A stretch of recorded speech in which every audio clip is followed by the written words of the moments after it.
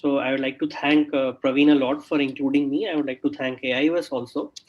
So I think this topic is very important because all of the topics which we discovered are more of anterior segment, mainly refractive and ocular surface, and they're very important. And I think as anterior segment surgeons, you will evaluate carefully, and it's and you'll be careful, and you'll rarely encounter these problems. However, I think you must have also, I think everybody has seen these things, that you do a good cataract surgery, everything is fine. The cornea is fine, the ocular surface is fine, the lens power, everything is absolutely fine. But the patient is not happy with his vision. The vision either has not improved, or the quality of vision is not good, or there is some visual complaints like metamorphopsia is there. So probably what has happened The is slides are something not has moving. Are been they moving missed. the slides, Bhuvan? Pardon? The slides are not moving. Yeah, I'll move it. Yeah. I'm just giving an introduction. So I think the most important thing is you. You have to see the posterior segment. Examination of the posterior segment is very important. So this is the topic. I did not experience any improvement in the vision. It was same as before. So decoding the posterior segment.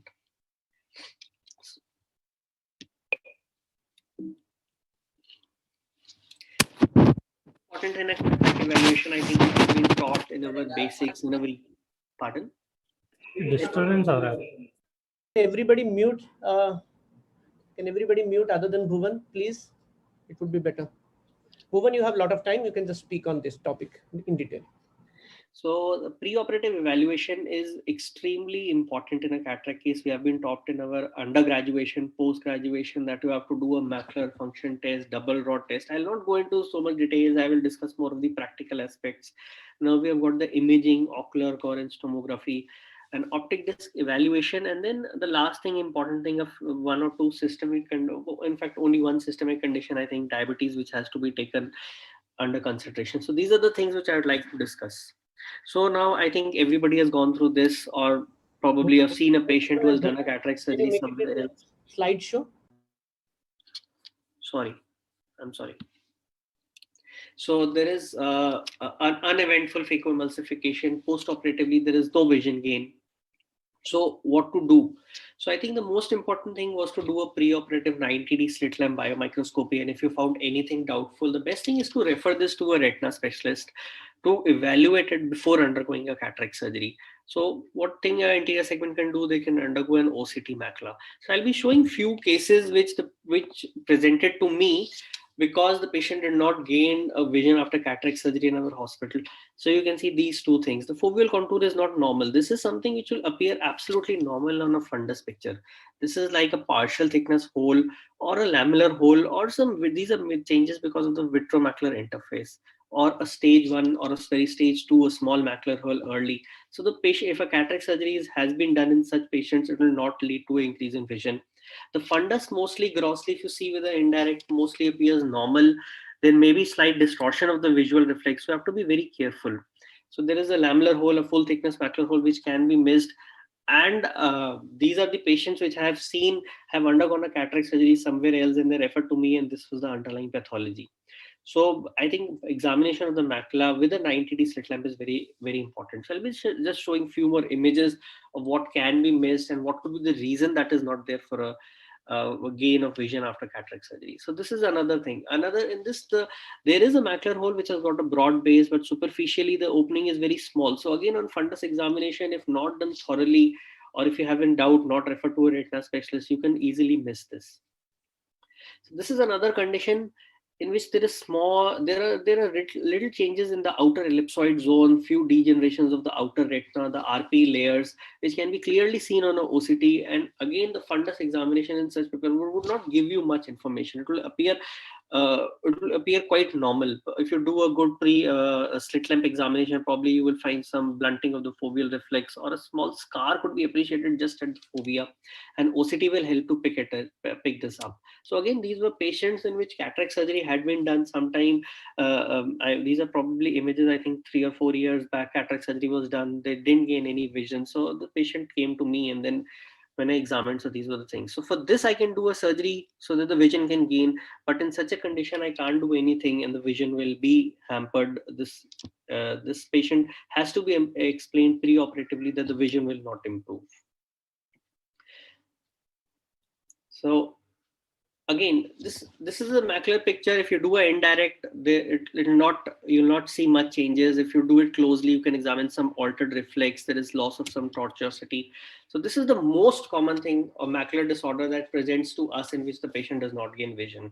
You can say it is CME, but I think this is prior, because there is presence of an epiretinal membrane which is present over the retina, and there is presence of macular schisis, macular edema, and this had led to patient had undergone cataract surgery and did not gain any vision. So you have to be very careful while evaluating the macula. This ERMs are the most common conditions which are seen in which the patient do not gain any vision. So other conditions, these are another ERMs in which again the fundus photo will be very normal. These are very subtle ERMs. They're mostly idiopathic. They're age related. They're because of the changes of the vitreomacular interface. There'll be very minimal edema, loss of the foveal contour. Again, on examination, fundus examination, you may not able to appreciate it. But if there is any altered reflex, any doubt, you should undergo a OCT, or better refer to a retina person. Discuss the prognosis prior to the patient rather than doing a cataract surgery and then later facing it. So this is another condition, vitreomacular traction. Again, the fundus in most of these cases will have a very near normal experience. But the important thing is here that the patient may get a good vision of 6/6 or 6/9, but will always complain of metamorphopsia, even with ERMs and VMTs. So be very careful. If a patient complains more of distorted vision, metamorphopsia, rather than contributing it to the cataract, I think evaluation of the retina is very important, because these conditions, if missed pre-operatively and a patient undergoes cataract surgery, he will be after your life. And if this comes out, then probably the patient may require another surgical intervention, and it'll be not good for both the surgeon as well as the patient. So again, this is another condition, I think, ARMD or chronic CSR. You can see these patients. These are again a very normal fundus examination will be there, but if you see, there is again changes in the outer ellipsoid Brooks membrane. And these are other changes which you can see in the outer RPE, which are present. So these can be seen in conditions of AMD, in patients of chronic CSR, in which there may be damage of CSR. This is a huge PED which is there, but again on fundus examination, the PED may be sometimes look very small or maybe parafoveal, but once you do a OCT, there is presence of a PED. There may be presence of occult CNVMs. So it is very important to do OCT. OCT angio is also available, and if in doubt, again, I'm just specifying, you should refer to a retina specialist. So this was a patient which had undergone cataract surgery. There was some thinning of the retina which was there, but when you can see there is a scar also there. But when I did a OCT angiography, there is a well-defined vascular network was there, and this is a type 2 choroidal neovascular membrane which is present, and there is atrophy of the retina also. Although the patient was explained that there is ARMD, but this is a condition which required anti-VEGF.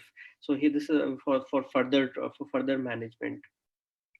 So again, this is a magnified view of the fundus. You can just see there is a small hemorrhage here, some RP alterations, and if not done properly, this will be easily missed.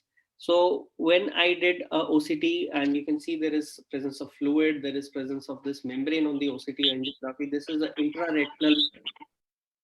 This is an intraretinal lesion. This is a CNVM type 3, and it can lead to loss of vision. So you have to be very careful.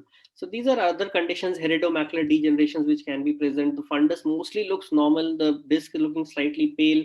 This is because of probably of the fundus photograph. But when I do a fundus autofluorescence, you can see that there is atrophy of the RP cells. This is like, again, I'll not go into details of heretomacular degeneration, but whenever there is an altered foveal reflex, or you feel that the cataract is quite minimal and not explaining the visual loss, or the complaints of the patients are like diminution of vision in the night or in the day, and it's probably started it slightly in the 20th decade, and maybe progressed, you have to be very careful, look for iridomacular degenerations, conditions like iridomacular degenerations.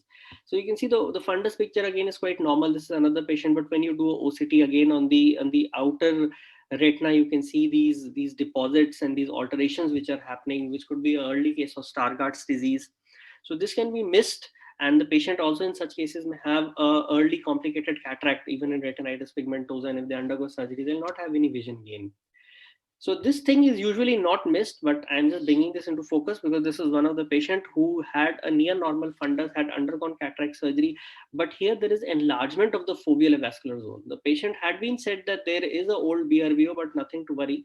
But see, enlargement of the foveal avascular zone means that the patient will not gain vision. There will be a macular ischemia, even if there is no macular edema on a OCT, but because of this enlargement of the foveal avascular zone, there will not be any gain of vision. So you have to be very careful in cases which have got a previous history of vascular occlusion. Do OCT angiography or a FFA. There is also NV also here, and there is ischemia is a lot, so the patient will not benefit. And you can't do much about such patients. Even anti-VEGF do not help if there is ischemia of the macula. So once the OCT is normal, what to do next? And still the patient has a normal vision. The next thing you should come into mind is the disc. So these are the few conditions I'm just showing. So you can see there is glaucomatous optic atrophy. This is a congenital disc anomaly in which you can see there is an optic disc pit along with macular schisis, optic atrophy, morning glory syndrome. So after evaluating the the macula, if everything is normal, the next thing should come into mind is the optic disc is probably the reason for the loss of the vision. So you have to be very careful. So these are other conditions in which you can see disc edema. So this was one patient who had undergone cataract surgery in the left eye and was not happy. The vision did not improve beyond 6/12. So when a detailed examination was done, the patient was found to have such severe papilledema in both the eyes, and the blood pressure was normal. But however, when an MRI was done, there was found to be a space occupying lesion. So you have to be very careful examination of the disc. This is another patient. Doctor, sorry to interrupt. We need to come down to the concluding slide, please. I'm so sorry about it. Okay, but actually I started also late. So, okay, so I'll conclude still. So this is a case of AION. This is again a case of disc edema. So this is another fundus picture in which we can see there is presence of a capillary hemangioma is there. A fundus looks quite normal. There is some altered reflex. So this can also cause problems later in the future. So if there's a loss of vision after 10 to 14 days, the other causes could be CME, retinal detachment, endophthalmitis. I'll not go into details of this. We're also running short of time. One important thing which I have to tell is high myopia is a very important condition. You have to do a good peripheral examination. It can lead to retinal detachment later. The study of the central macula is also very important. There is maybe presence of myopic CNVMs, myopic schisis.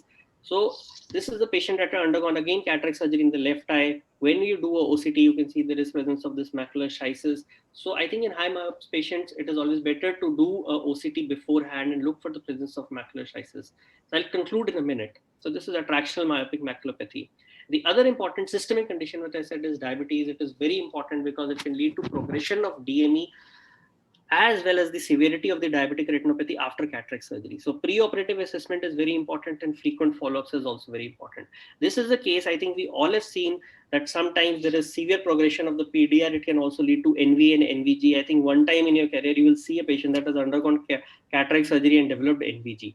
So this was a patient with a near normal fundus, trust me, and this is the picture that he had after about 2 to 3 months because he did not evaluate his fundus, and a severe NPDR had progressed to NVG in this patient, and once it reaches that stage, despite all efforts, it's very difficult to save these eyes. So appropriate and timely intervention in diabetic patients is very important. You require frequent follow-ups. So my take-home message is posterior segment evaluation, especially macular morphologies and functions, is extremely essential in a cataract workup. OCT is the gold standard for macular pathologies. If in any doubt, preoperatively only refer that patient to a retina specialist. A special attention should be given to the macula and the posterior segment in high myopia cases, especially pathological myopia. Patients with diabetic retinopathy need a detailed evaluation. Post-operatively also, I think frequent post-op visits to monitor their macular edema and the progression of diabetic retinopathy.